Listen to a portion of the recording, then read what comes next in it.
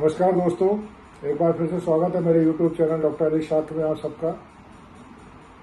अभी हम विटामिन्स पर चर्चा कर रहे हैं पिछले 3-4 वीडियोस से। तो उसमें विटामिन की कमी से क्या हो सकता है, विटामिन के एक्सेस होने से क्या हो सकता है, विटामिन के सोर्सेज क्या है, डेली रिकमेंडेशन कितनी रहती है, ये सारी विषयों पे हम चर्चा कर रहे हैं। तो उसी कड़ी में एक और विटामिन आज जोड़ रहा हूँ, विटामिन B6।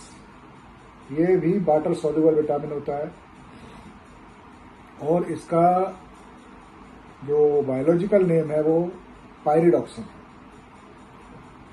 तो पायरिडॉक्सिन जो होता है विटामिन, वो ब्रेन मेटाबॉलिज्म के लिए मस्ट कंपल्सरी रहता है, यानी एसेंशियल फॉर ब्रेन मेटाबॉलिज्म।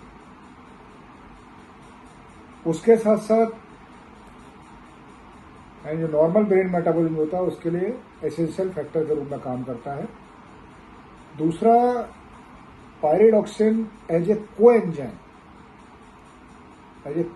एक रोल प्ले करता है कि amino acid metabolism, central role रहता है इसका अमीनो एसिड मेटाबॉलिज्म। तो ये दो काम के लिए बहुत आवश्यक पड़ता है बॉडी में, एक तो नॉर्मल ब्रेन मेटाबॉलिज्म, दूसरा as a coenzyme amino acid metabolism. अब इसके जो सोर्सेस रहते हैं हम इसे कहाँ से प्राप्त कर सकते हैं, तो इसको हम नॉन वेज फूड और वेज फूड दोनों से ही हम प्राप्त कर सकते हैं। नॉन वेज में आपका लिवर, मीट, फिश, वेज में ईस्ट, सीरियल्स यानी अनाज और दालें, इसके रिच सोर्सेज होते हैं। इस विटामिन को हम वेज और नॉन वेज दोनों तरीके से प्राप्त कर सकते हैं। जो इसका बॉडी के लिए डेली रिकमेंडेशन रहता है वो आपका 0.5 to 1 mg per day body के लिए रिक्वायरमेंट होता है। अब इसकी डेफिशिएंसी अगर होती है बॉडी में तो क्या क्या प्रभाव देखने को मिलते हैं। चूंकि नॉर्मल ब्रेन मेटाबॉलिज्म के लिए एसेंशियल फैक्टर है, तो अगर इसकी डेफिशिएंसी होती है तो बच्चे को झटके आ सकते हैं, यानी सीजर डिसऑर्डर हो सकता है, peripheral neuropathy, failure to thrive, यानी कि हमारे बच्चे का वजन नहीं बढ़ा, ग्रोथ नहीं हो रही, उसको फेल्यूर टू थ्राइव बोलते हैं। वजन नहीं बढ़ रहा है, उसको खाना पीना दे रहा है लेकिन वजन नहीं बढ़ रहा है, ग्रोथ नहीं हो रही है। उसके साथ हाइपर इरिटेबिलिटी, बच्चा चिड़चिड़ा बहुत ज्यादा हो रहा है, हाइपर एक्यूसिस, माइक्रोसाइटिक हाइपोक्रोमिक एनीमिया, यानी आरबीसी के लिए भी बहुत एसेंशियल फैक्टर होता है। तो आयरन डेफिशिएंसी एनीमिया जो होता है माइक्रोसाइटिक हाइपोक्रोमिक एनीमिया के रूप में रहता है, वो देखने को आपको मिलेगा। नोसिया और वॉमिटिंग, ये भी आपको इसकी कमी के कारण देखने को मिलेगा। तो ये कुछ चीजें मैंने आपको बताया, अगर ये पायरिडॉक्सिन डेफिशिएंसी होती है तो उसके कारण हमको ये लक्षण देखने को मिलते हैं। इसका पता हम कैसे लगा सकते हैं कि हमको पायरिडॉक्सिन डेफिशिएंसी है।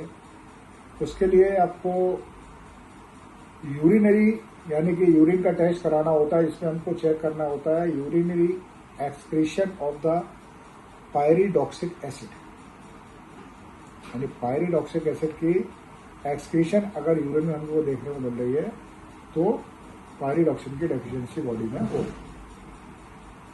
ट्रीटमेंट के लिए डाइटरी सोर्स मैंने आपको बता ही दिए कि खाने में क्या क्या लेना है जिससे विटामिन B6 हमको मिलेगा। और मेडिसिनल रूप पर 2 to 10 mg यानी 2 से 10 mg पर डे आपको मेडिसिन के रूप में लेना होगा।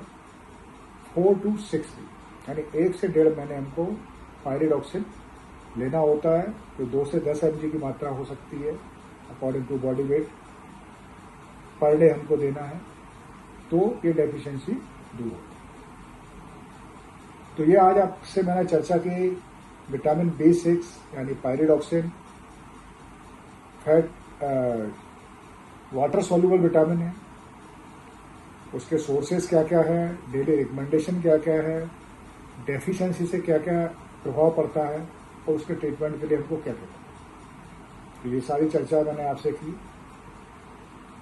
ध्यान दें इस पर, बच्चे को या आपको पायराइड ऑक्सीजन डेफिशिएंसी ना हो। तो आज के वीडियो में इतना ही।